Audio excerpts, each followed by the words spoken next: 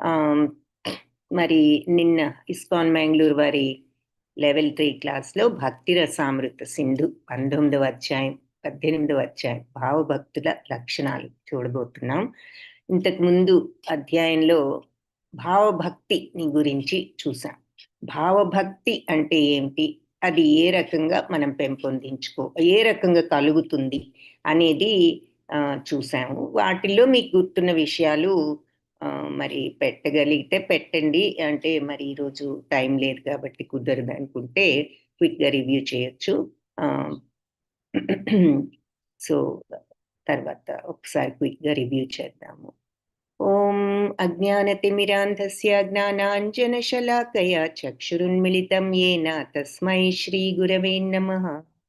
నమో ఓం విష్ణుపదాయ కృష్ణప్రేష్ఠాయ భూతలే శ్రీమతే భక్తి వేదాంత స్వామిన్యితి నామినే. నమస్తే సరస్వతి దేవే గౌరవాణి ప్రచారిణే నిర్విశేష శూన్యవాది పాశ్చాత్య దేశధారిణే.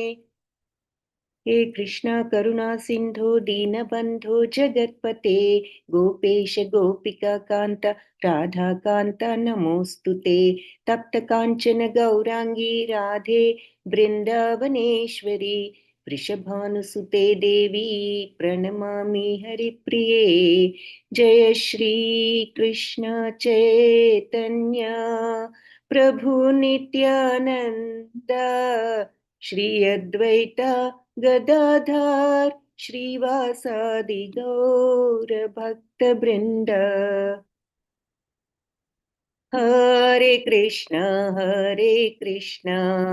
कृष्ण कृष्ण हरे हरे, हरे राम राम राम हरे हरे. हरे कृष्ण हरे कृष्ण कृष्ण कृष्ण हरे हरे, हरे राम राम राम हरे हरे. हरे कृष्ण कृष्ण कृष्ण हरे हरे, हरे राम राम राम हरे हरे. हरे कृष्ण कृष्ण कृष्ण हरे हरे, हरे राम राम राम हरे हरे. हरे कृष्ण माताजी, दंडवत प्रणामालु. हरे कृष्ण माताजी, ప్రణామాలు మాతాజీ. హరే కృష్ణ మాతాజీ, అందరికీ ప్రణామాలు. క్లాస్కి వచ్చినందుకు అందరికీ ధన్యవాదాలు.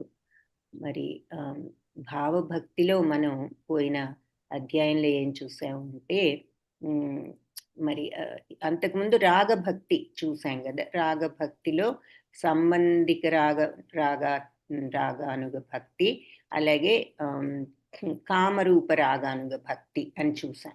రాగానుగులంటే కామరూప రాగాత్మిక భక్తి అంటే రాగాత్మిక అంటే సహజమైనదని, రాగానుగ అంటే సాధనతో డెవలప్ చేసుకున్నదని చూసాం. సో వీటిల్లో కూడా మళ్ళీ కామరూపం అంటే ఉదాహరణకి భగవంతుడి మీద ఆ మాధుర్య ప్రేమ, గోపికలు వాళ్ళని ఉదాహరణగా చెప్పారు. అలా పురుషులు కూడా ఆ రకంగా అంటే అది ప్రేమలో అది అత్యంత పవిత్రమైనది, అత్యంత విలువైన స్థానం దానికి ఉన్నది భక్తిలో. కాబట్టి మనం ఏదో అర్థం కాక ఈ రోజుల్లో దానిని తప్పుగా అర్థం చేసుకునేవారు ఉన్నారు దురదృష్టవశాత్తు. కానీ అది భగవంతుడికి ప్రీతి కలిగించడం తప్ప ఇక వేరే కోరిక ఏదీ లేని స్థితిని ఈ రకమైన భక్తిగా నిర్వచించారు. అది గోపికలకు ఉన్నది. కాబట్టే ఈ గోస్వాములు వీళ్ళందరూ కూడా ఆ రకమైన భక్తి కోసమే వాళ్ళు తాపత్రయపడ్డారు. ఆ రకమైన భక్తినే వాళ్ళు అనుసరించాలని చూసాం. అలాగే మరి నెక్స్ట్ది వాత్సల్య సంబంధానుగ భక్తి అంటే భగవంతుడితో ఆ రిలేషన్షిప్ వల్ల, అంటే రిలేషన్షిప్ అంటే బంధుత్వం వల్ల అవ్వచ్చు. ఇప్పుడు నంద యశోదులు, తర్వాత ఆ మిగిలిన యాదవులు శ్రీకృష్ణుడికి బంధువులుగా ఉన్న వాళ్ళు, ఆ రకంగా ఆయన పట్ల ప్రేమ, తర్వాత సఖ్యము, మరి ఉద్ధవుడు, వీళ్ళందరికీ ఉద్ధవుడు కూడా చివరికి గోపికల యొక్క మార్గానికే వెళ్ళాలనుకున్నాడు వాళ్ళ ప్రేమను చూసి. బట్ జనరల్గా ఈ గోపబాలుల్లో ఇష్టసఖుడు సుబలుడు అని చెప్పారు. సో ఆ సుబలుడు వీళ్ళందరినీ ఉదాహరణలుగా ఈ వాత్సల్య రూప సంబంధానుగ భక్తి, అదేమో వాత్సల్య రూపం, కామ రూపరాగానుగ భక్తి అన్నదానికి మాధుర్య భక్తి. సో అక్కడ కూడా ఆ డిఫరెన్స్ మనం అర్థం చేసుకోవాలి. కామరూపం అంటే మాధుర్య భక్తి, సంబంధానుగా అంటే వాత్సల్య భక్తి. సో దానికి ఎగ్జాంపుల్స్ అవన్నీ కూడా చూసాం. భావభక్తిలో ఏం చూసామంటే ఈ భావభక్తి స్థాయిలో సాధారణంగా మరి అత్యంత వాళ్ళ భక్తి సూర్యుడి కంటే కూడా ప్రకాశవంతంగా ఉంటుంది అని చెప్పారు. 2 రకాలు: నియమ నిబంధనలను అనుసరించే చేష్ట రూప భక్తి, సహజ ప్రేమతో భగవంతుని సేవించే భావరూప భక్తి. 2 ఇది కూడా రాగభక్తి లాగానే దీనిలో కూడా ఈ 2 రకాలు ఇంచుమించు ఇంతే. ఒకటేమిటంటే సహజంగా ఉండే ప్రేమ, రెండవదేమో మరి నియమ నిబంధనలతో ఆ రకంగా డెవలప్ చేసుకున్న భావభక్తి అనమాట.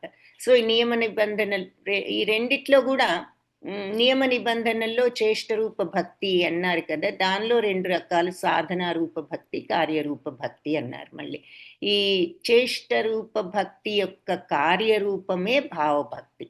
సో ఈ చేష్ట రూప భక్తి అన్నది మనం యాక్షన్లో పెట్టాము అంటే అది భావభక్తి అంటున్నారు. కార్యరూపం అంటే దాన్ని ప్రాక్టీస్లో పెడితే, ఏది నియమ నిబంధనలన్నీ ఫాలో అవుతూ మనం ఎప్పుడైతే ఆచరిస్తామో అది భావభక్తి అయితే. అంటే ఆ నియమ నిబంధనలను మనం కరెక్ట్గా ఆచరించగలిగినప్పుడు భగవంతుడి ఆ రకమైన స్థితికి రావచ్చు. భగవంతుడి పట్ల ప్రేమతో ఫస్ట్ లక్షణం భావభక్తి. ఆ దశలో మరి భక్తుడు అంటే ప్రప్రథమ లక్షణం భావభక్తి అనమాట. నిజమైన ఆ సాధనతో అంతటి భక్తి మార్గంలోకి వెళ్ళగలిగినప్పుడు ఫస్ట్ కనిపించే లక్షణం ఈ భావభక్తి అంటున్నారు.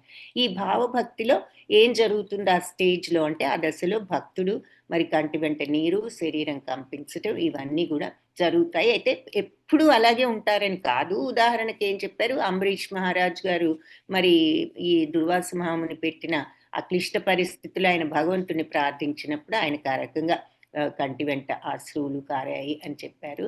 ఇది 2 రకాలుగా ఈ భావభక్తి స్థాయిని అందుకోవచ్చు అని కూడా చెప్తున్నారు. ఒకటేమిటి, శుద్ధ భక్తులతో సాంగత్యము, మనం నిరంతరం సాధనలో ఉండడం. 2 ఆటోమేటిక్గా భగవంతుడు కానీ గురువుల యొక్క అనుగ్రహం, శుద్ధ భక్తుల అనుగ్రహం కానీ కలిగినప్పుడు మనకు ఆటోమేటిక్గా వస్తుంది. ఉదాహరణ ఏం చెప్పుకున్నాము, ఆనరరీ పిహెచ్డి. మరి వాళ్ళు ఏమి చదువుకోకపోయినా కొన్ని యూనివర్సిటీస్ కొంతమందికి అలా పిలిచి పిహెచ్డి డిగ్రీలు ఇస్తూ ఉంటారు కదా. సో అందరికీ ఇస్తారా? అదేదో మనకు కూడా వస్తుందిలే, మనం ఎందుకు పిహెచ్డి చేయటం అని అందరూ ఊరుకుంటారా? లేదు. అలాగే ఇది కూడా భగవద్ అనుగ్రహం ఎప్పుడు ఎలా ఉంటుందో ఆ శుద్ధ భక్తులు మనకు తెలియదు. కానీ అది కొంతమందికి అది అదృష్టం ఉంటుంది, వాళ్ళకు ఆటోమేటిక్గా వాళ్ళకి భక్తి వస్తుంది. కానీ మిగిలిన వాళ్ళు మరి శుద్ధ భక్తుల సాంగత్యం సాధనతో ఈ భావభక్తిని అలవర్చుకోవచ్చు అని చెప్తున్నారు. సో మెయిన్ పాయింట్స్ ఇవి. వీటికి ఎగ్జాంపుల్స్ కూడా భావభక్తిలో ఉండాలనుకునే వాళ్ళు మరి ఎంతో కనిష్ట ఎగ్జాంపుల్స్ చెప్పారు. కనిష్ట దశలో ఉన్న భక్తురాలు కూడా రాత్రంతా నృత్యం చేసి ఆవిడ స్థాయికి వెళ్ళాలని చేసిందని అట్లా. సో ఆ రకంగా సాధనతో మనం చేయొచ్చు అని కొన్ని ఎగ్జాంపుల్స్ చూసాం. ఈ భావభక్తిని గురించి భాగవతంలో కొన్ని మాటలు చెప్పడం, దానికి ఉదాహరణగా ప్రహ్లాదుడు మరి వాళ్ళ స్థితి ఎటువంటి దివ్యానందమయ స్థితిలో ఉంటారు వాళ్ళు, భగవంతుడి మీద వాళ్ళ మనస్సును ఉంది కాబట్టి ఎప్పుడు అనే దానికి ఉదాహరణగా మరి మనం ప్రహ్లాదుని చెప్పారు, నారద మహాముని, అలాగే మరి ఇవన్నీ కూడా మనం కొన్ని ఎగ్జాంపుల్స్ చూసాం. ఇప్పుడు భావభక్తుల లక్షణాలు ఏమిటో చూద్దాం. సో ఇవన్నీ భావభక్తి గురించి ఇదంతా చెప్పి కొన్ని ఎగ్జాంపుల్స్ కూడా చెప్పిన తర్వాత ఇప్పుడు రూప గోస్వామి భగవంతుడి పట్ల భావభక్తిని పెంపొందించుకున్న ఈ భక్తుడి యొక్క లక్షణాలు ఎలా ఉంటాయో వివరిస్తున్నారనమాట. సో భావభక్తి చేయటంలోనే ఆసక్తిని ప్రదర్శిస్తాడు. ఈ పాయింట్స్ వారీగా ఇచ్చేశారు ఇక మనకు. సో అతనికి సోమరితనం గిట్టదు. అవి అన్నీ మళ్ళీ మనకి మళ్ళీ పాయింట్స్ అన్ని కూడా వివరించారు క్లియర్గా. సో పాయింట్స్ ఏమిటో చూద్దాం ఫస్ట్. సో పాయింట్స్ ఏమిటంటే, ఈ భక్తి మార్గంలో ఉన్నవాడు సోమరితనం గిట్టదు. వాళ్ళు ఎప్పుడూ భగవంతుడి మీదే వాళ్ళు మనస్సును లగ్నం చేయడానికి ప్రయత్నిస్తారు. అంటే మరి మనం చాలాసార్లు మిగతా విషయాల మీద ఎంతో సమయాన్ని వృధా చేస్తూ ఉంటాం. టీవీ చూడటం ఏమిటి, ఒక్కోసారి ఈ వార్తలు కూడా ఏముంటాయి, 3 గంటలు చూస్తూ కూడా జరుగుతూ ఉంటుంది. అట్లా అన్నెసెసరీ విషయాలు వాళ్ళకి గిట్టదు, సోమరితనం గిట్టదు. భక్తిలోనే వాళ్ళ ఆసక్తి చూపిస్తారు. ఎలాంటి అంతరాయం లేకుండా ఈ భక్తిని కొనసాగించాలని అభిలషిస్తూ ఉంటారు అన్నారు. అలాగే శాంత చిత్తుడుగా ఉంటారు భక్తులు. ప్రతి పనిని శ్రద్ధగా చేస్తారు. అసలు ముందు శాంతం ఉండాలి, దేనికైనా శ్రద్ధ ఉండాలి ఫస్ట్. ఆ తర్వాత నెమ్మది, నిదానం, శాంతం. అది లేనిదే ఏది మనసులో అలజడి ఉంటే మన మైండ్కి ఏది కూడా అంటుకోదు. సో ఏది పట్టదు. సో ముందు ప్రశాంతత ఉండాలి, శ్రద్ధ ఉండాలి ఫస్ట్. తర్వాత ఆ శ్రద్ధతో ప్రశాంతత కూడా అలవర్చుకోవాలి. అలాగే ఐహిక ఆకర్షణల పట్ల విముఖుడుగా ఉంటాడు. మనం మరి అవి ఇవి చూడగానే టెంప్ట్ అయిపోయి మనం వెళ్ళిపోతే, టీవీ సౌండ్ వినగానే మరి మనం చేసే పని కూడా ఆపి వెళ్ళిపోతూ ఉంటే మరి అది అట్లా కొన్ని తగ్గించుకోవాలి ఐహిక ఆకర్షణలు. అలాగే లేదా మరి ఏదో సినిమాలకు వెళ్దాము, టూ మచ్గాను బజారుకు వెళ్దాము అంటే అవసరమైనప్పుడు కొన్ని తప్పదు. కానీ ఒక్కొక్కసారి తోచక కూడా ఇటువంటివి చేస్తూ ఉంటాం కదా. సో అనవసరమైనవైనా తగ్గించుకుంటూ రావడం మనం ప్రాక్టీస్ చేయొచ్చు. అలాగే మన సేవలకు లౌకికమైన గుర్తింపుని గౌరవాన్ని అతను కోరడం. మనకేంటంటే ఏదో కొంచెం చేసామంటే మరి అందరూ మనల్ని మెచ్చుకుంటే బాగుండు ఇలా అనిపిస్తూ ఉంటుంది. వాళ్ళు అలాంటివేమీ కోరుకోరు. శ్రీకృష్ణుడు అనుగ్రహం తనపై ఉంటుందని వాళ్ళు గట్టిగా, వాళ్ళకి విశ్వాసం, భగవంతుడు నన్ను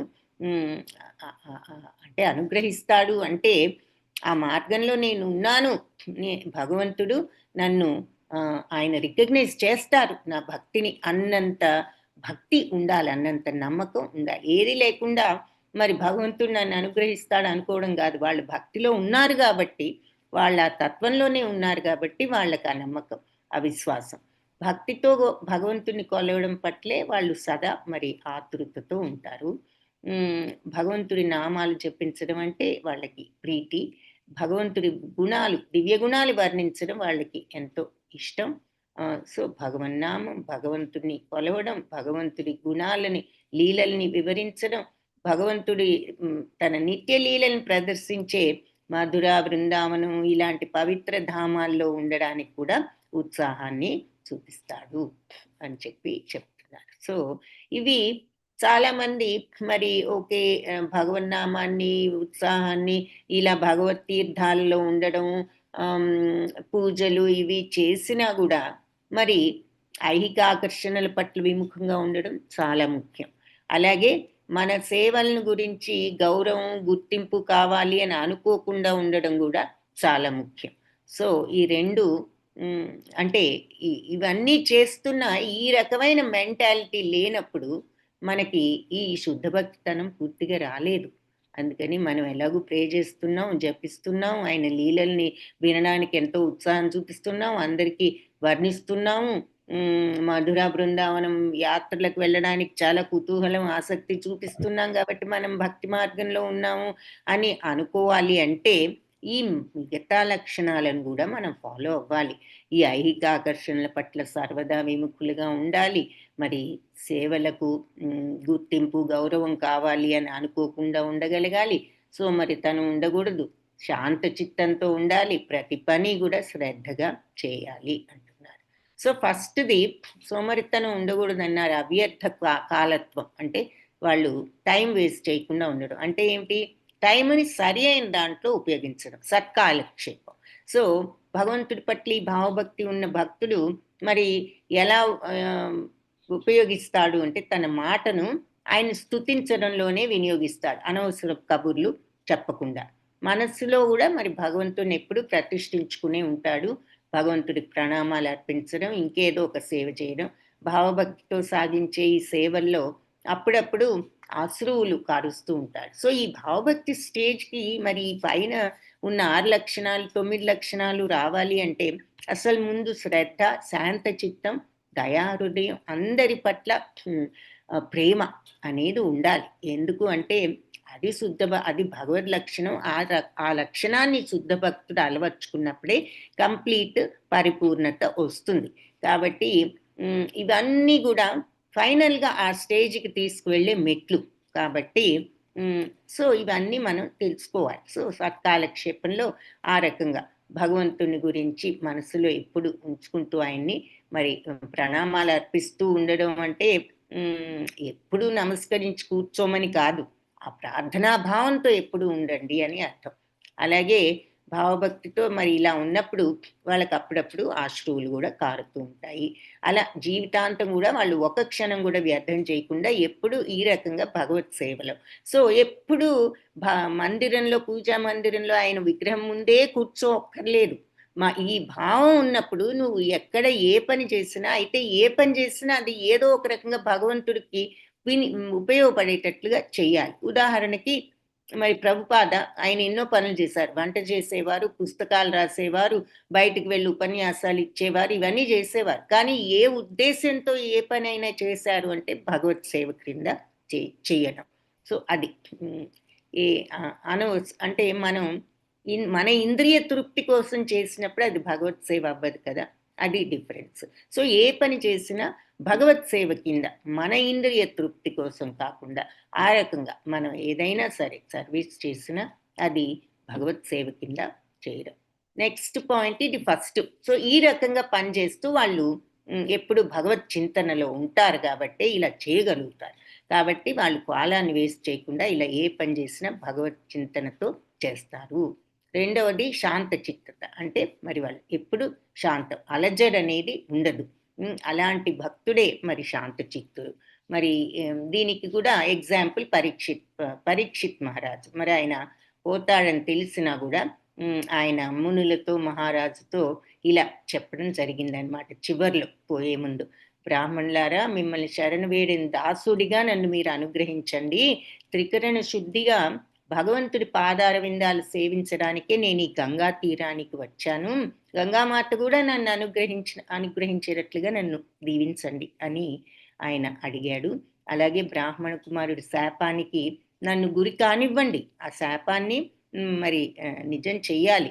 నేను దానిని లెక్క చేయను, కానీ నా తుది క్షణాల్లో విష్ణుమూర్తి దివ్యనామాలను కీర్తించవలసిందిగా మాత్రమే నేను మిమ్మల్ని అర్థిస్తున్నాను. ఆ శాపం ఏదో ఉపశమనం చేయమని ఇవన్నీ కూడా నేను అడగట్లేదు, నాకు అది అవసరం లేదు. నేను మిమ్మల్ని కోరేది, అర్థించేది, ప్రార్థించేది ఏమిటి అంటే భగవంతుడి యొక్క దివ్యనామాల్ని కీర్తించండి, దానివల్ల భగవంతుడి దివ్య గుణాలు నాకు వస్తాయి అని చెప్పి ఆయన అడిగాడు. సో అందుకని భాగవతం అవన్నీ కూడా చెప్పించుకోవడం జరిగింది. కాబట్టి ఆయన మృత్యుముఖంలో కూడా ఆయనకి కలత కానీ అశాంతి కానీ ఏదీ లేదు. అది శాంత చిత్తతకు ఒక పెద్ద నిదర్శనం అని చెప్పి చెప్తున్నారు. సో ఆ భావభక్తి ఉన్న భక్తుల్లో కనిపించే లక్షణం ఇలాంటిది అంటున్నారు. ఏది వచ్చినా వాళ్ళ మనసులో అలజడి ఉండదు, ఆ శాంత చిత్తమే ఉంటుంది.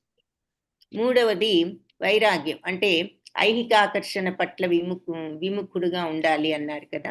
అంటే ఏమిటి? ఈ ఆకర్షణ కోరికలు లేని వాళ్ళు లేని స్థితి ఏమిటి? వైరాగ్యం. దాన్నే వైరాగ్యం అంటాం కదా. సో మన ఇంద్రియాలు ఎప్పుడు సుఖాల కోసం అరులు చాస్తూ ఉంటాయి. కానీ భక్తుడిలో భగవంతుడి పట్ల భావభక్తి అలవర్చుకున్న తర్వాత ఇక ఇంద్రియాలు ఐహిక సుఖాల పట్ల ఆకర్షింపబడవు. ఆ భక్తి, నిజమైన భక్తి గనుక మనలో ఉదయిస్తే ఇక మనకి ఇవేవి కూడా ఆకర్షణీయంగా అనిపించదు. ఇలాంటి స్థితినే వైరాగ్యం అని అంటారు అని వైరాగ్యాన్ని చక్కగా నిర్వచించారు ఇక్కడ. సో ఇక్కడ ఈ వైరాగ్యానికి ఒక ఎగ్జాంపుల్ కూడా మనకి ఈ భరతుల్లో కనిపిస్తుంది. భాగవతంలో భరత చక్రవర్తి భగవంతుడి పాదారవిందాల సౌందర్యం పట్ల ఎంతగా ఆకర్షింపబడ్డాడు అంటే తన యవ్వన భోగాలను, కుటుంబాన్ని, పిల్లలు, మిత్రులు, రాజ్యం అన్నిటినీ కూడా ఆయన అశుద్ధమైన మలం వలె పరిహరించాడు. అంటే మనం అశుద్ధమైన దాన్ని ఎంత అవతల తీసి పడవేస్తాము, అలా ఆయన భగవత్పాదాల పట్ల విపరీతమైన ఆకర్షణతో ఆయన భోగాలు సమస్తాన్ని కూడా ఆయన అలా పక్కన పెట్టాడు అని చెప్తున్నారు. భాగవతంలో చెప్పారు 5వ స్కందంలో. వైరాగ్యానికి భరత చక్రవర్తి చక్కటి నిదర్శనం అంటున్నారనమాట. ఈ లోకంలో మరి అన్ని భోగాలు ఆయనకు ఉన్నాయి, కానీ అన్నిటినీ కూడా ఆయన త్యజించడం జరిగింది. అది అంటే ఫైనల్గా దీని అర్థం ఏమిటంటే వైరాగ్యం అంటే ఈ ఒట్టి ఐహిక ఆకర్షణలకు దూరంగా ఉండడం మాత్రమే కాదు, అలాంటి ఆకర్షణల మధ్య జీవిస్తూ కూడా భవబంధాలతో కట్టుబడకుండా ఉండడమే నిజమైన వైరాగ్యం. మరి ఆ ఛాలెంజ్ని తట్టుకోవడమే. మనం అన్నీ వదిలేసి వెళ్ళిపోతే ఈజీ, ఏమీ కనిపించడం లేదు కాబట్టి మనల్ని ఏది టెంప్ట్ చేయదు. కానీ మనం ఇక్కడే ఉంటూ ఈ ఈ ఈ ప్రపంచంలోనే మనం ఈ రకంగా ఉండగలగటం, ఈ ఆకర్షణలకు దూరంగా ఉండగలగటమే నిజమైన వైరాగ్యం అంటున్నారు. అందుకే hands in the society, head in the forest అన్నారు. సో మనం ఇక్కడే ఉంటాము, కానీ మన మనస్సు ఎప్పుడు వైరాగ్యం మీదే ఉంటుంది. ఆరంభంలో ప్రాథమిక భక్తుడు మరి తనని ఆకర్షించే ఈ ఆకర్షణలన్నిటికీ దూరంగా ఉండడం అవసరమే. అంటే కొంచెం డిస్టెన్స్ చేసుకోవాలి ఈజీగా మనం ఫాలో అవ్వడానికి. మరీ వెళ్ళి వాడి మధ్యలో నుంచుని ఇదేది వెళ్ళి రెస్టారెంట్లో కూర్చుని తినకుండా ఉండాలి అనుకుంటే కుదరదు. కాబట్టి ముందు వెళ్ళడమే తగ్గించుకుంటూ ఉండాలి. అలా సినిమా హాల్కి వెళ్ళి కూర్చుని సినిమా చూడకుండా కళ్ళు మూసుకు కూర్చుంటామా, అలాగా సినిమా హాల్కి వెళ్లకుండానే ఉండటానికి ప్రయత్నించాలి. సో బిగినింగ్లో ఇలాంటివన్నీ కొన్ని మనం దూరంగా ఉండటానికి ట్రై చేయాలి. కానీ ఉత్తమ భక్తుడు అయిన తర్వాత వాళ్ళ నిజమైన స్థితి ఏమిటి అంటే చుట్టూ ఎన్ని ఆకర్షణలు ఉన్నా కూడా వాళ్ళు ఆకర్షితులు కాకుండా ఉండగలగటం అంటున్నారు. అది నిజమైన వైరాగ్యానికి నిదర్శనం. ఇంకా నిగర్విగా ఉండడం అంటే మానశూన్యత. మానం అంటే గౌరవకాంక్ష, కావాలి అనుకోవడం, గౌరవం. సో నిజమైన భక్తుడు మరి ఇటువంటి లక్షణాలన్నీ ఉన్నా కూడా అతనికి గర్వం అనేది, అసలు గర్వం అనే మాట కూడా తెలియదు కాబట్టి వాళ్ళు ఆ స్థితికి రాగలిగారు. అలాంటి నిగర్వి అంటారు. అయితే భగీరథ మహారాజు మిగిలిన రాజులందరిపైన ఆయన సార్వభౌముడు. సార్వభౌముడు అంటే తెలుసు కదా, సామంత రాజులు ఉంటారు, వాళ్ళందరికీ మళ్ళీ వీళ్ళు చక్రవర్తులు లాంటి వాళ్ళు. ఈ సార్వభౌముడు అయినప్పటికీ ఈ భగీరథ మహారాజు భగవంతుడి పట్ల ఈ భావభక్తిని ఆయన సాధించి సన్యాసి అయిపోయి ఇక తన రాజకీయ శత్రువులు ఉంటారు కదా వాళ్ళ ఇళ్లకు ఆ రోజుల్లో మరి అస్పృశ్యులు అంటూ ఉండేవారు. అలాంటి వాళ్ళ ఇళ్ళకి మరి అందరూ వెళ్ళేవాళ్ళు కాదు. సో అటువంటి అలా అస్పృశ్యులు అన్న వాళ్ళ ఇళ్ళకు, వాళ్ళందరింటికి శత్రువుల దగ్గర కూడా వెళ్ళి భిక్షాటన కోసం వెళ్ళాడు. అంటే ఎంతటి నిరహంకారం మనం చెప్పుకోవచ్చు. అహంకారం లేకపోగా ఆయన నిజంగా అంత డౌన్ టు ఎర్త్ అని మనం ఇంగ్లీష్లో అంటూ ఉంటాం కదా, దానికి చిహ్నం అనమాట. వెళ్ళి అంతటి చక్రవర్తి సార్వభౌముడు మరి పాపం ఆఖరికి తన శత్రువుల దగ్గరకు వెళ్ళి ఆయన భిక్షాటనకు, అస్పృశ్యుల దగ్గరికి వెళ్ళడం అయినా ఓకే, కానీ శత్రువుల దగ్గరకు కూడా భిక్షాటనకు వెళ్ళాడు అని చెప్పుకున్నారు. పద్మపురాణంలో ఒక కథ ఉన్నది ఈ విషయం గురించి. సో అంతటి వినయ సంపన్నుడై వాళ్ళందరికీ కూడా తల వంచి నమస్కరించేవాడట. సో అంటే ఆ గౌరవకాంక్ష కావాలి అని మనందరికీ ఎవరైనా మనల్ని పలకరించలేదనుకోండి, మనం ఎక్కడికైనా ఏ పెళ్లికో ఏ పార్టీకో వెళ్ళినప్పుడు మనకు వెంటనే చాలా అవమానకరంగా అనిపిస్తుంది. ఇదేమిటి, మనం వెళ్తే వాళ్ళు మన వైపు చూడలేదు అనుకుంటాం. అక్కడ ఏమిటి రీజన్ ఏమిటి అన్నది కూడా ఆలోచించం. ఏదో ఉండుండొచ్చు, ఎంత అంటే అంతగా మనం ఈ గౌరవకాంక్షతో ఉంటాం, ఈగో ఉంటుంది. సో ఎంత ఈగో అనే మాట కూడా వాళ్ళ పట్ల మనం వాడకూడదు. అంతటి వినయం అన్నమాట ఇది.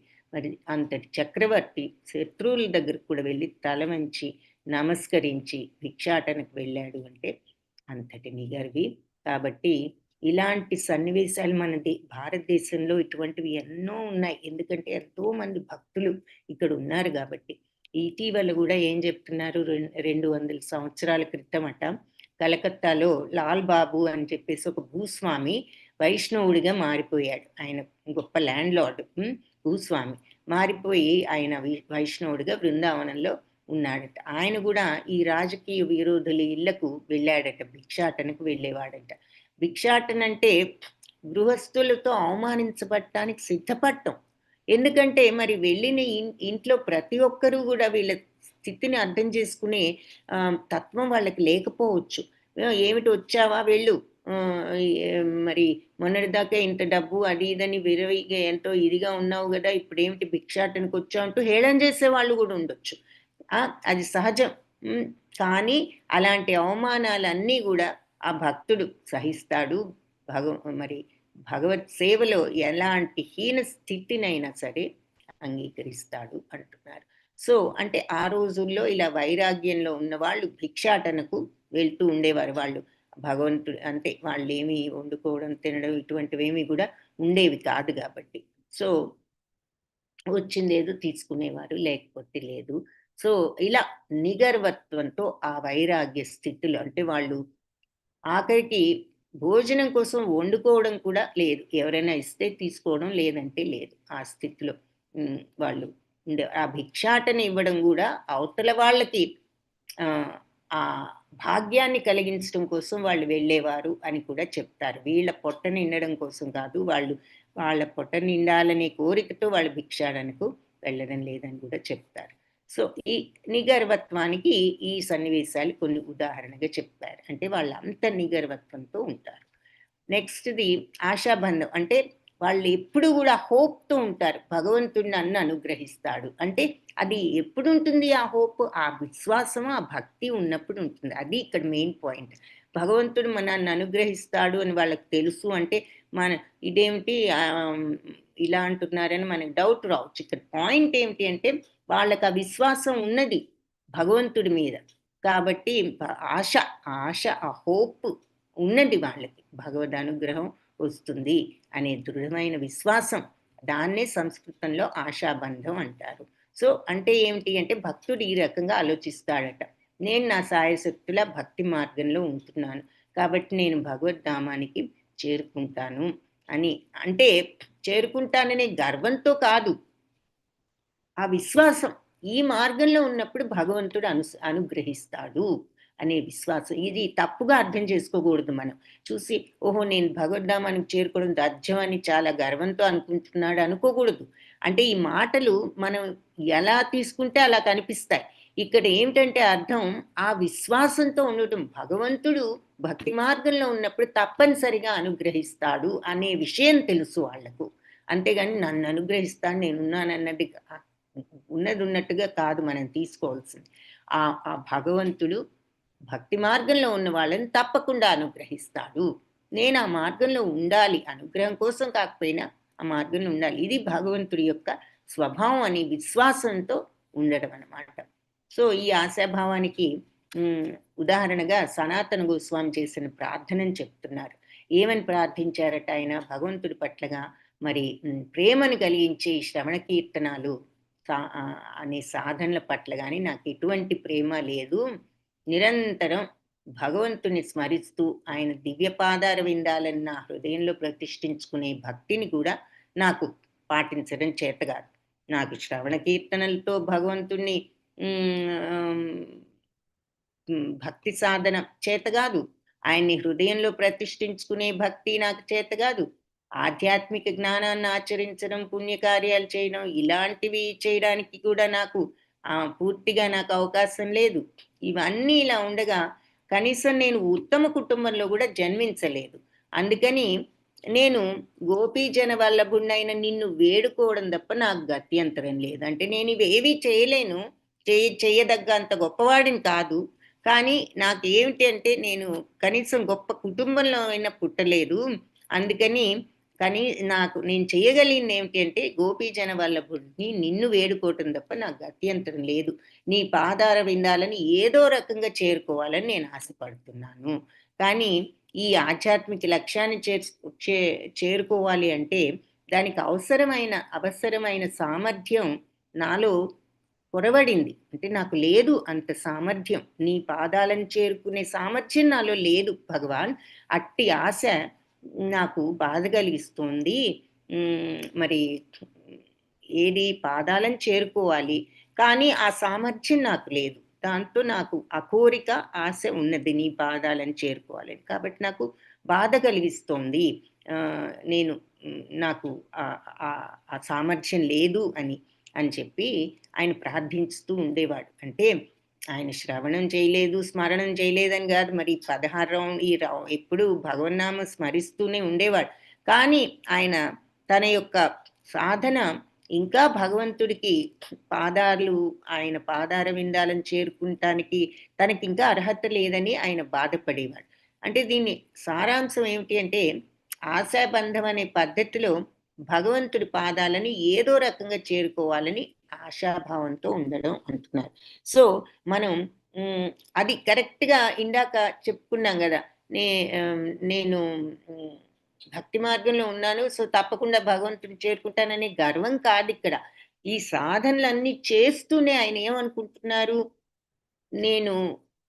నాకు నీ పాదాలను చేరుకునే సామర్థ్యం లేదు, నా గత్యంతరం ఏమిటి అంటే నిన్ను అంటే ఆ శరణాగత తత్వాన్ని అలవర్చుకోవటం. సో భగవంతుడికి శరణాగతులై ఇంకా ఆయనే చూసుకుంటారు. మనం శరణాగతులు అయినప్పుడు భగవంతుడు మనల్ని చూసుకుంటారు అనే ఆశాభావం. ఇక వాళ్ళకి ఏదో భగవంతుడి లోకానికి వెళ్ళాలి, సుఖాలు పొందాలి అవన్నీ కూడా కాదు. వాళ్ళు భగవత్ సేవ, ఆయన పాదాల కోసమే వాళ్ళు తాపత్రయపడుతున్నారు.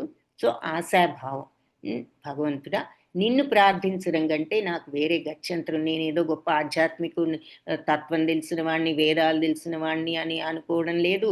నేనెంతో స్మరణ కీర్తనలు చేయగల గొప్పవాణ్ణి అని అనుకోవడం లేదు. ఏమో చేస్తున్నానేమో, కానీ అవి నీ పాదాలను చేర్చేంత గొప్పగా చేస్తున్నానో లేదో నాకు తెలియదు. కాబట్టి నాకు నిన్ను వేడుకోవడం కంటే వేరే మార్గం లేదు నీ పాదాలను చేరుకోవాలి అంటే ఇవన్నీ చేస్తున్నాను, చేసినా కూడా ఆ గర్వం లేకుండా చివరికి అవసరమైంది ఏమిటంటే ఆ ప్రార్థనా తత్వం, ఆ శరణాగత తత్వం. అదే ఆశ. ఆ శరణాగత తత్వంతో భగవంతుడు నన్ను తీసుకువెళ్తాను, నిన్నే ప్రార్థిస్తున్నాను, వేడుకుంటున్నాను నీ పాదాల కోసం అంటున్నాడు అనమాట. సో ఆశాభావం. భగవంతుడు అలా ఆయన అర్థిస్తే ఆయన అప్పుడు నన్ను అనుగ్రహిస్తాడు అనే విశ్వాసం ఆ ప్రార్థన. విజయ ప్రాప్తి కోసం నెక్స్ట్ పాయింట్ సముత్కంఠ అంటారు. దాని అర్థం ఏమిటి అంటే విజయ ప్రాప్తి కోసం ఆసక్తి. అంటే భగవంతుడి భక్తిలో కూడా విజయాన్ని సాధించాలనే ఆసక్తి ఉంటే దాన్ని సముత్కంఠ అంటారు.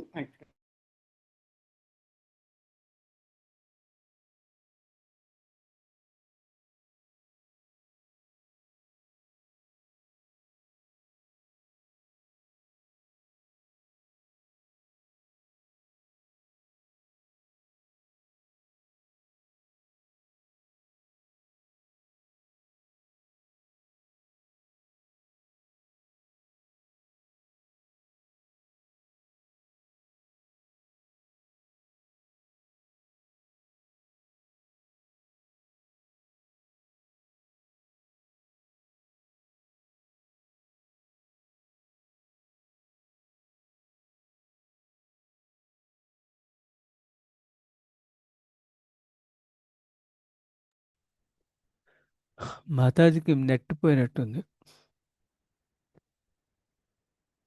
అలా వస్తారు.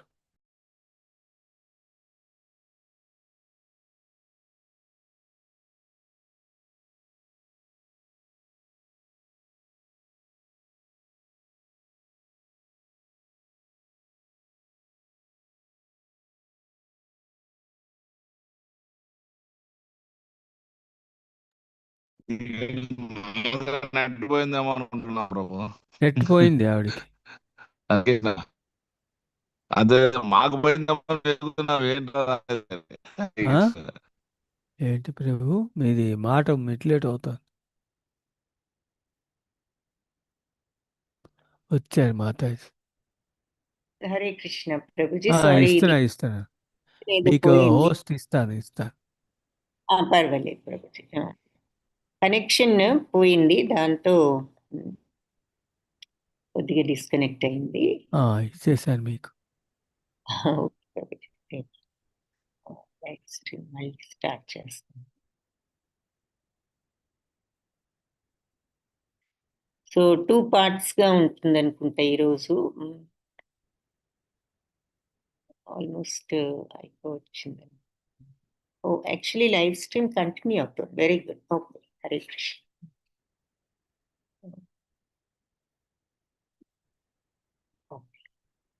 సో భగవంతుడి సేవలో ఈ సముత్కంఠలో ఉన్నాం కదా.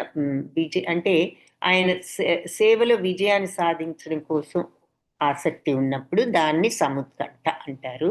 ఇది మరి మనం ఎన్నో పాయింట్ కింద చూసాము.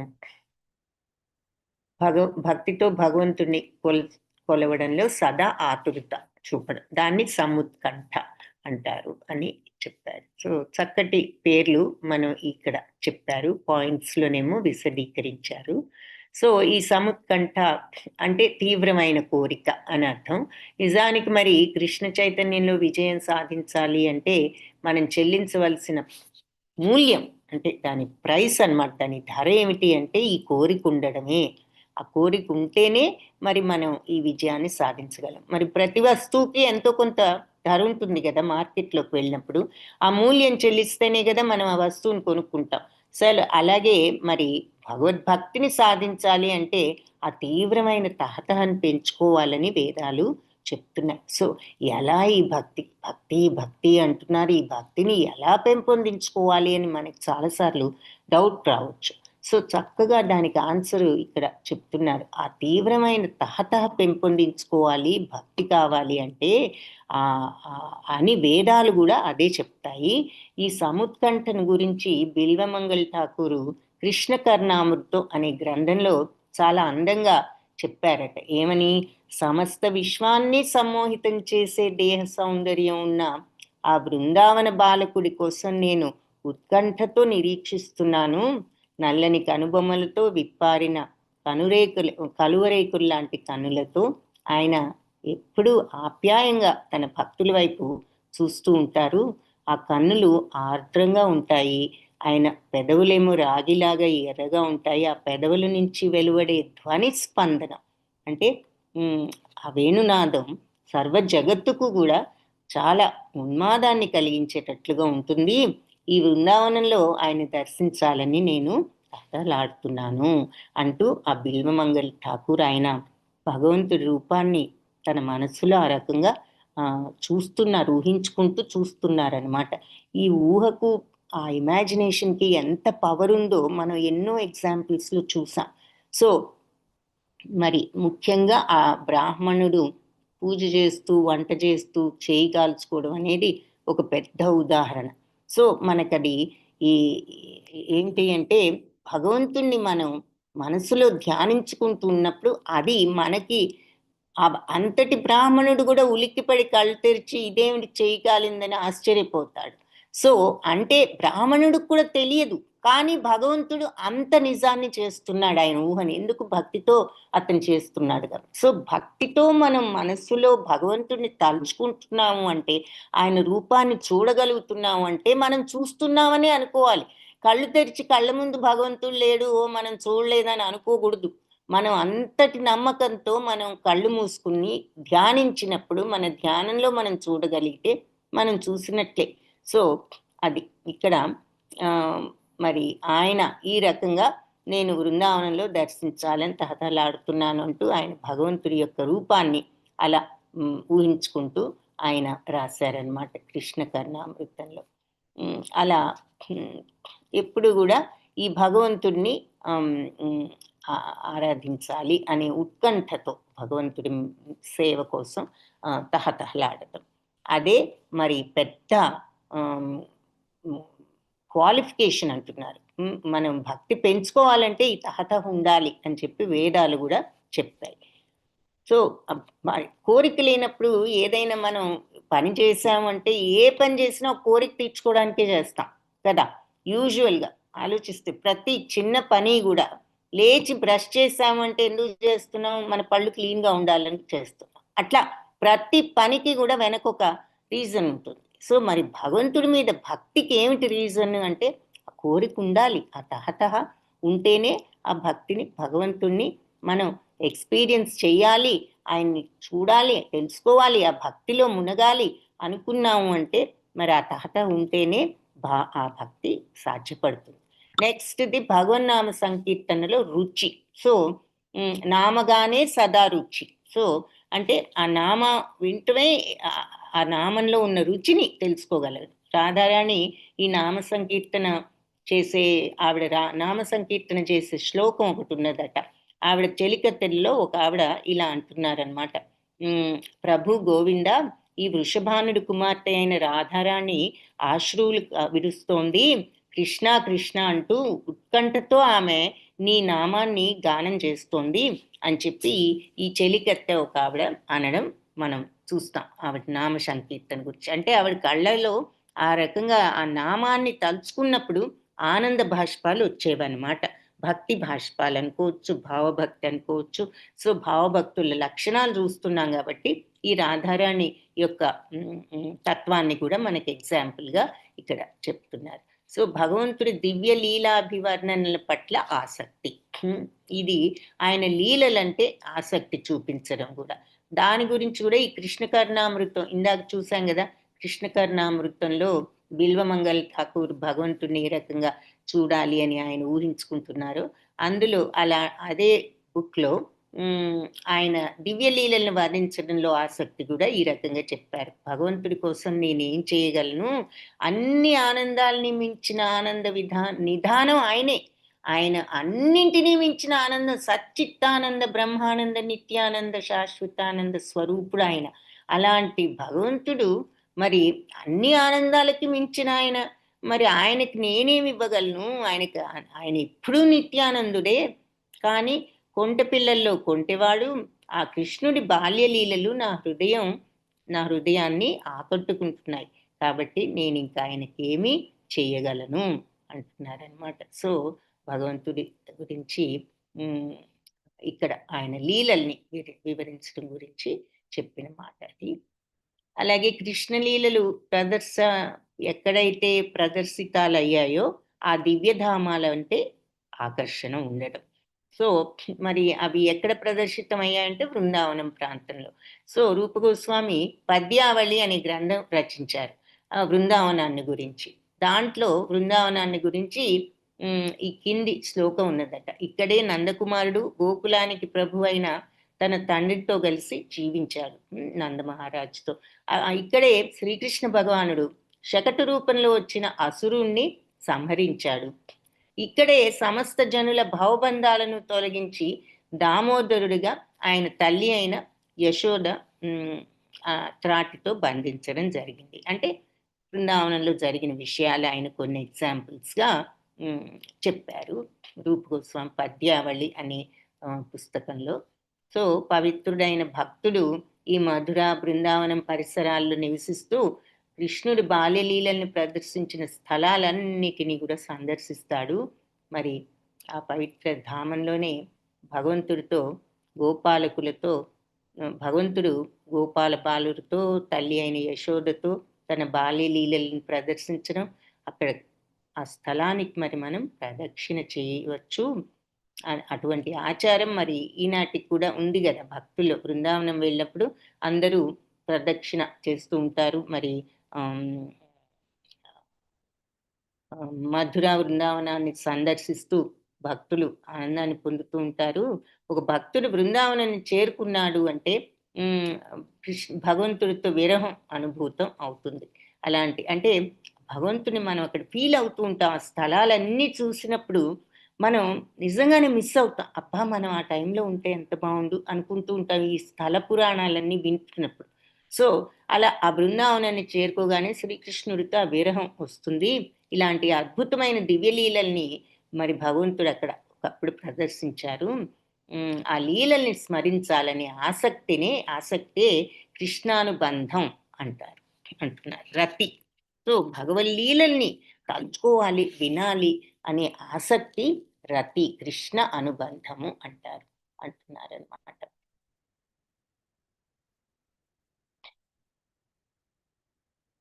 ఇలా రూపగోస్వామి ఇంకా ఏమన్నారంటే, భావభక్తులు భగవంతుడి పట్ల ప్రకటించే అనుబంధం రతి వంటిది. కామ్యకర్మలు చేసేవారి యొక్క, తార్కికుల యొక్క హృదయాల్లో పరిపక్వం చెందడానికి వీల్లేదు. అంటే ఈ రకమైన భగవంతుడి మీద, ఆయన రూపం మీద, ఆయన లీలల మీద ఇంట్రెస్ట్ ఉండి ఆ రకమైన ఆసక్తి, ప్రేమ, మరి దానిని, ఆ రుచిని నిజంగా చవి చూడగలిగిన వాళ్ళు మరి తార్కికులు వాళ్ళు చూడలేకపోవచ్చు. వాళ్ళు అది ఇది అంటూ వేరే ఈ మార్గాలన్నీ అనలైజ్ చేయొచ్చేమో కానీ వాళ్ళు భగవంతుడి రూపంలో, ఈ లీలల్లో, ఈ స్మరణల్లో ఉన్న ఆనందం వాళ్ళకి తెలియదు అంటున్నారు. ఈ శుద్ధమైన భక్తి సాధించాలి అంటే సాధించడానికి ఆ అనుబంధం చాలా అరుదైనది, ముక్తులకు కూడా సాధ్యం కాదు అంటున్నారు ఈ శుద్ధమైన భక్తి. భగవద్గీతలో చెప్పినట్లు సో ఎంతో మందికి రావచ్చు ముక్తి, కానీ ఈ రకమైన భక్తి రసానందంలో ఓలలాడే అదృష్టం అందరికీ ఉండదు అంటున్నారు. సో భగవద్గీతలో 18.54లో ఐహిక బంధ విముక్తి భక్తి సాధనకు ప్రారంభ దశ అన్నారు. ఎప్పుడైతే మనం ఈ ఐహిక బంధాలన్నిటి నుంచి విముక్తి పొందగలుగుతామో అది ప్రారంభ దశ భక్తి సాధనకు అన్నారు. ముక్తిని సాధించి మనం ముక్తిని సాధించాలి అనుకున్నప్పుడు మనకి ఈ భగవంతుడితో ఈ అనుబంధం సాధ్యం కాదంటున్నారు. అంటే ముక్తి కోసమే అన్నట్లుగా మనం ఆ రూల్స్ ఫాలో అయినా మరి ఈ అనుబంధాన్ని మనం కలిగించుకోవాలి భగవంతుడి పట్ల, ఈ ప్రేమతత్వాన్ని అనేది అది సాధ్యం కాదు. ఈ అనుబంధాన్ని భగవంతుడు ఎంతో రహస్యంగా కాపాడుతూ భావభక్తులకు మాత్రమే ఈ అనుబంధాన్ని అనుగ్రహిస్తారట భగవంతుడు. అందుకని మామూలు భక్తులు కూడా శుద్ధమైన కృష్ణానుబంధాన్ని పొందలేరు. ఓన్లీ భావభక్తులకే ఈ అనుబంధం కలుగుతుంది, కృష్ణానుబంధం అంటున్నారు. కాబట్టి నిరంతరం మరి కామ్యకర్మల్లో మునిగి తేలే వాళ్ళు కానీ, తర్కవాదాల్లో టైం స్పెండ్ చేసేవారు కానీ వాళ్ళందరికీ ఈ కృష్ణానుబంధం ఏర్పడదు అంటున్నారు. అష్టకాలిక లీలలు అనబడే ఈ కృష్ణ లీలను స్మరిస్తున్న భక్తుల వలె నటించే వాళ్ళు కొంతమంది ఉంటారు. ఒక్కొక్కప్పుడు ఆ లీలల్ని నటిస్తూ భగవంతుడు బాలగోపాల రూపాల్లో వచ్చి మాట్లాడుతున్నారని ఇలా ఏదో చెప్తూ ఉండొచ్చు.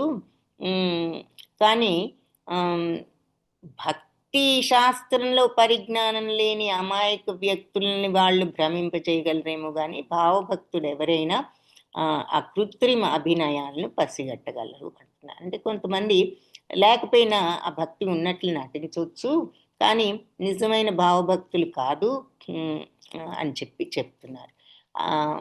ఇక ఈ రత్యాభ్యాసానుబంధం, రతి భగవంతుడితో ఆ కృష్ణానుబంధాన్ని రతి అంటున్నారు కదా. ఈ రత్యాభ్యాస బంధం 2 రకాలు అంటున్నారు. ఛాయరత్యాభాసము, ప్రతిబింబ రత్యాభాస బంధం 2 రకాలు. సో భక్తికి సంబంధించిన విధులు పాటించకుండా, ఒక గురువు గారి నిర్దేశకత్వం లేకుండా ఎవరైనా సరే ఇలాంటి అనుబంధాన్ని ప్రదర్శించారంటే దాన్ని ప్రతిబింబ అంటే ప్రతిబింబం, రిఫ్లెక్షన్ లాగా, అంటే ఒక్కొక్కప్పుడు అంటారు అని చెప్తున్నారు. ప్రతిబింబ రత్యాభాస అంటే మరి భక్తి నియమాలు పాటించకుండా, గురువు గారి యొక్క డైరెక్షన్ లేకుండా ఎవరైనా ఇలాంటి అనుబంధాన్ని ప్రదర్శిస్తే అది ప్రతిబింబ రత్యాభాసం అంటున్నారు. మరి ఒక్కొక్కప్పుడు ఐహిక భోగాలతో ఉన్న వాళ్ళు, ముక్తి కోసం పాటుపడుతూ ఉండేవాళ్ళు, ఒకవేళ అదృష్టవశాత్తు భగవన్నామ సంకీర్తన చేసే శుద్ధ భక్తుల సాంగత్యం వాళ్ళకి లభించవచ్చు. సో భగవద్ అనుగ్రహంతో వాళ్ళు ఆ సంకీర్తనలో పాల్గొనడం జరుగుతుంది. అలాంటి సందర్భాల్లో కేవలం ఆ శుద్ధ భక్తుల సాంగత్యం వలననే వాళ్ళ హృదయాల్లో మరి ఈ భక్తిభావం ఉదయించి ఆ శుద్ధ భక్తుల ప్రభావం వల్ల వీళ్ళు కూడా కేవలం జిజ్ఞాస వల్ల ఒక రకమైన అనుబంధం వాళ్ళకి ఏర్పడుతుంది హృదయంలో, కుతూహలంతో కూడా. కానీ అది తాత్కాలికం. ఏదో వీళ్ళందరిని చూసి మనం కూడా అసలు ఇదేమిటో ఈ భక్తి అని రేకెత్తొచ్చు ఒక భావం, కానీ అది తాత్కాలికం.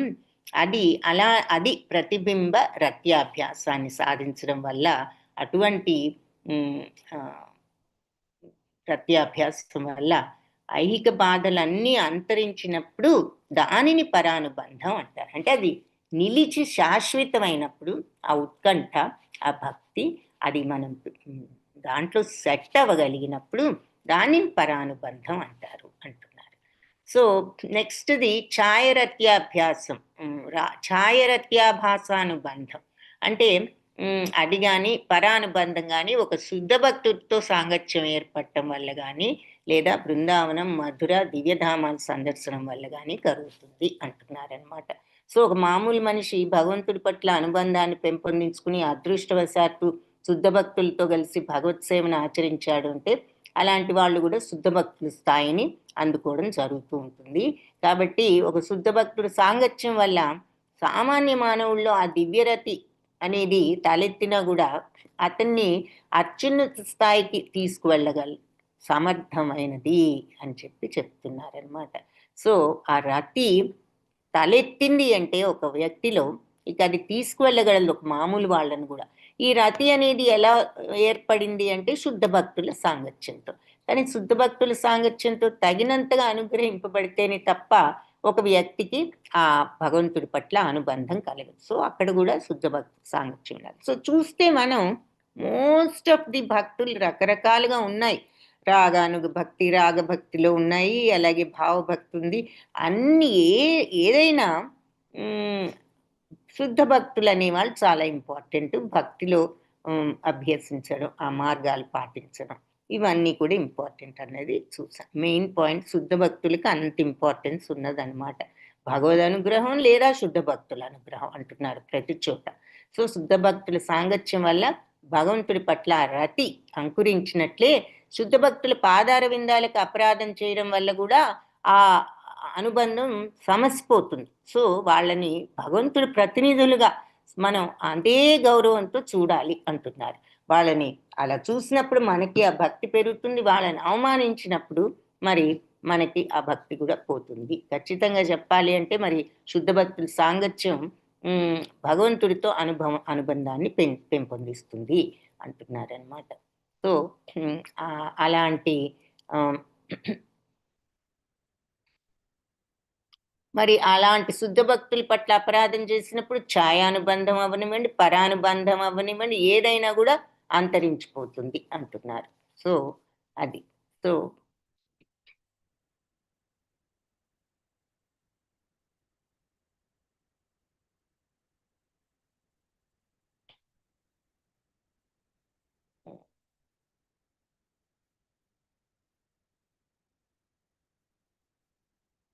ఈ భగవంతుడి పట్ల అనుగ్రహం ఛాయరత్యాభ్యాసము, ప్రతిబింబరత్యాభ్యాసం. సో అది ప్రతిబింబం అంటే వాళ్ళని వీళ్ళని చూసి మరి మెల్లగా ఆ ఇంట్రెస్ట్ రేకెత్తించుకోవడం. పరానుబంధం అంటే అది సెట్ అయినప్పుడు, పర్మనెంట్ అయినప్పుడు దాన్ని పరానుబంధం అంటారన్నమాట. సో ఛాయరత్యాభ్యాసమేమో మరి మనం అశుద్ధ భక్తుల సాంగత్యంతో ఇలా స్లోగా మనం ఆ మార్గానికి వెళ్ళగలుగుతాం వాళ్ళ నీడలో ఉంటూ. సో భగవంతుడి పైన ఏర్పడే ఆ రతి లో ఇవి రకాలు.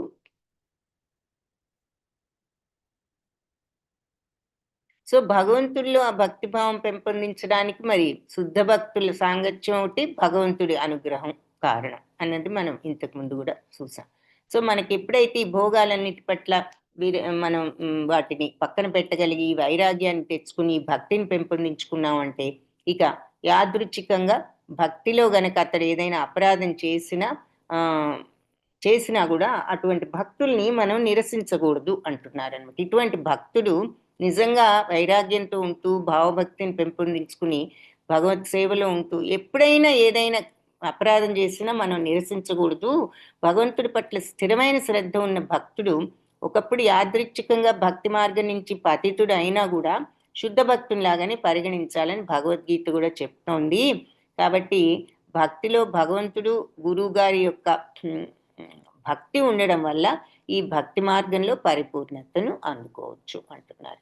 సో నరసింహ పురాణంలో కూడా ఒక వ్యక్తి మనోవాకాయ కర్మలతో భగవంతుడి సేవలో గనక మనం నిమగ్నం అయితే బాహ్యంగా కొన్ని దుష్టకార్యాలు ఆచరించడం కనిపించినా కూడా క్రమంగా దుష్టకార్యాల ఆచరణ అంతా కూడా తగ్గిపోయి అతనిలో భక్తిభావం విజయాన్ని సాధిస్తుంది అంటున్నారు.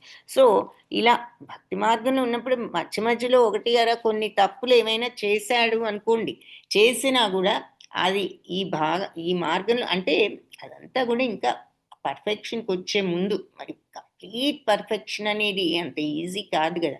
అంత మాత్రం చేత మరి ఏదో ఈ భక్తిలో ఉన్నప్పుడు చాలా వరకు భక్తిలో ఉండి మధ్యలో కొన్ని పొరపాట్లు చిన్న చిన్నవి చేసినా అతను పతితుడు అయినట్లు కాదు. అతనిలో ఉన్న దుష్ట కార్యాలన్నీ ఇలాగే స్టడీగా ఉంటే ఈ మార్గంలో తగ్గిపోతాయి. ఆ భక్తి చివరికి విజయాన్ని తెస్తుంది. అంతేగాని ఒకటి రెండు తప్పులు చేశాడు ఇక వీడు పనికిరాడు అని వాడిని దూరం చేయకూడదు అంటున్నారు అన్నమాట.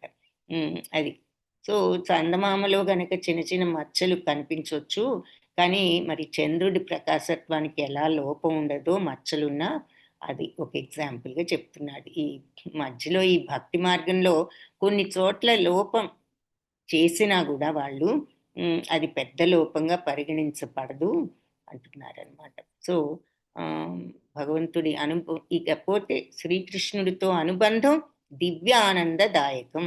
అపరిమేయమైన దివ్యానందానికి ఒక చిన్న ఐహిక దోషాన్ని కళంకంలాగా కట్టి మనం దాన్ని తక్కువ చేయకూడదు అంటున్నారు. ఆ దివ్యానందంలో ఉన్నప్పుడు ఏదైనా చిన్న పొరపాటు జరిగినప్పుడు ఇక మనం దాన్ని ఏదో పెద్ద కళంకంలాగా దానిని తక్కువ చేయకూడదు. ఆ స్థితికి వెళ్ళారు, అంత భక్తిలో ఉన్నారనేది మనం గౌరవించి వాళ్ళని మళ్ళీ కొన్నాళ్ళకు ఆ తప్పు కూడా చేయని స్థితికి వాళ్ళు వెళ్ళగలుగుతారు అని చెప్తున్నారు. సో అది ఈ భావభక్తుల లక్షణాలు అన్న ఈ చాప్టరు. లాస్ట్ చాప్టర్ 19th ప్రేమతో చేయు భక్తియుత సేవ. మండే చూద్దాము. సో లాస్ట్ నెక్స్ట్ క్లాస్ వాళ్ళు జాయిన్ అయిపోయారు గ్రూప్ 4. వాంఛాకల్పతరుభ్యశ్చ కృపా సింధుభ్యైవ చ పతితానాం పావనేభ్యో